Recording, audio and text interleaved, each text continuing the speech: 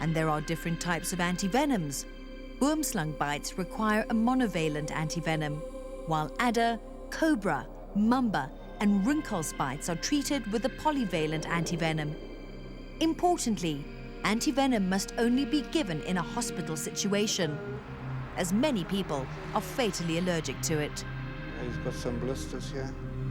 And this is where Dr. BlayLock, who specializes in snake bites, can help. Dr. BlayLock, introduce us to your patient and tell us what happened. All right. Well, this is Peter. He's 9 years old, and he's been with us for 5 days.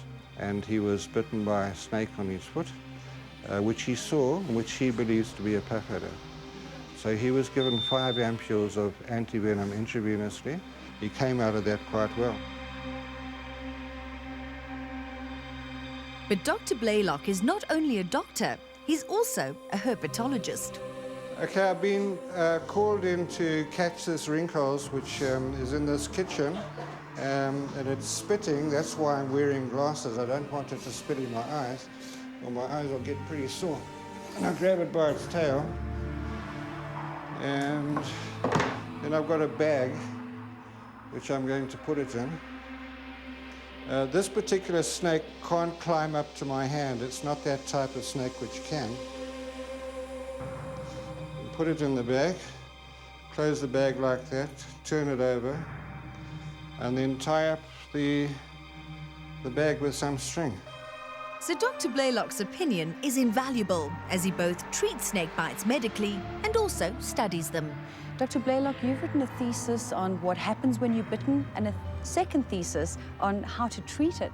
Correct. Would you say that you're first a doctor or first a herpetologist? No, I'm by first a doctor.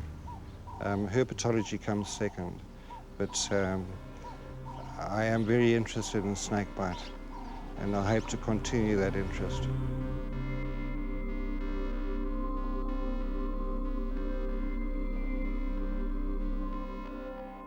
Dr. BlayLock, why is injecting the antivenom best left to the professionals? There are 2 main reasons.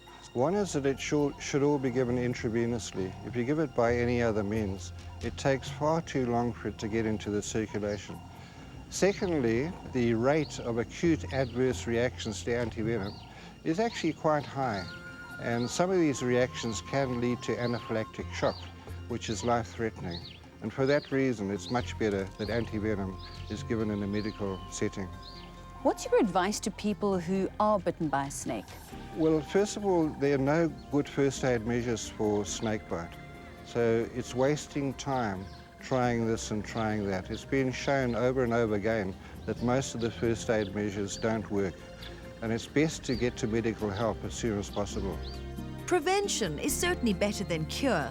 So be aware outdoors, please wear rubber Wellingtons or leather boots. And if your home is rural, don't pile wood near your front door. Snakes love to hide in there.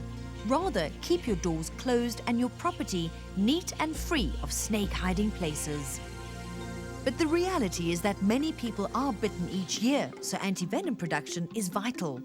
A little-known fact is that horses are providing humanity with such a great service by being instrumental in the creation of antivenom. Yes, absolutely. Snakes and horses, love them or fear them, together they are the saviors of many snakebite victims. You've been bitten by a puff adder. Was it painful? Yeah, very painful. In fact, I've been bitten by 4 puff adders. 4? Yes. And you're still here? Yes. So Dr. BlayLock is a living example that antivenom works. Puff adders are responsible for the most snake bites in South Africa. It's a common snake that often basks quietly in the pathways. It produces a lot of venom and has long fangs that inject venom deeply. Yet the most venomous snake is the black mamba, followed by the Cape cobra and then the boomslang. Even with antivenom, the physical damage is severe. If a puff adder bite bleeds, you really need to give antivenom, because if you don't, there's a great chance of death. One of Dr. BlayLock's patients, Johannes Galoa, is one of the lucky puff adder survivors. Right, the patient is Johannes Galoa, and he was bitten in April last year. He was 27 years of age at that time. That's a finger that was bitten. I think one fang also went into there, and you can see that that arm is very much more swollen than the other side. You'll also notice that this side of the chest is more swollen than that. This is the finger 25 days after the bite. You can see it's dead and useless, and it needs to be taken off, because if it's not taken off, you can't use that finger and it just gets in the way. And this is showing the finger after following amputation.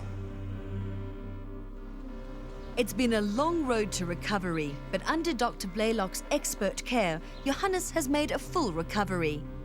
The only permanent damage was minimal. He lost a finger, but gained his life. Johannes, 'n pofadder het jou gepik. Was dit seer? Het was zeer. Zeer hierzo. En hoe voel jy vandag? Ik voel beter vandaag. Ja.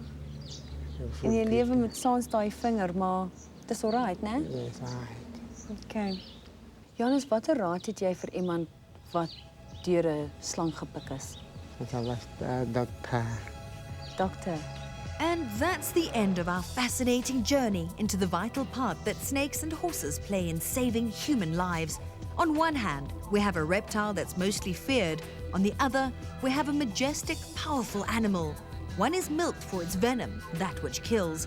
The other donates its life force, its blood. Together, in balanced juxtaposition, they are responsible for the precious serum that saves countless human lives every year. The anti-venom produced is valuable, but in itself carries a lethal warning if people are allergic to protein antibodies.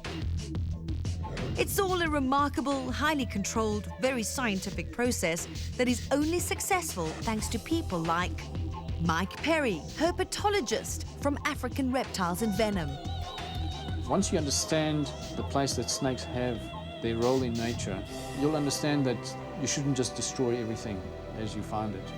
And also they also have a role to play in nature, in the web of life. The team at the Anti-Venom Unit. Horses play a pivotal role in the manufacture of antivenom, and I think all of us should appreciate that. Even patients and snakebite survivors like Johannes Galoa Ik voel beter vandaag. and medical professionals like Dr. BlayLock.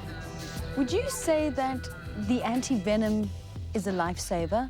Yes, in the right situation, yes. The horses of the Anti-Venom Unit are a picture of grace, intelligence and contentment. With their new lease on life, mostly having been spared after sporting injuries, they are also able to give life, and that's something very precious.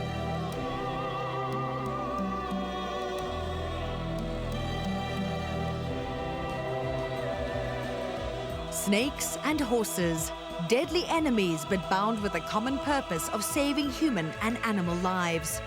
They're unaware of the enormous contribution they make. So love them or hate them, we owe them new respect and appreciation. One day, they may save your life too. Digital technology provided by Sony South Africa. Production vehicles supplied by Mitsubishi.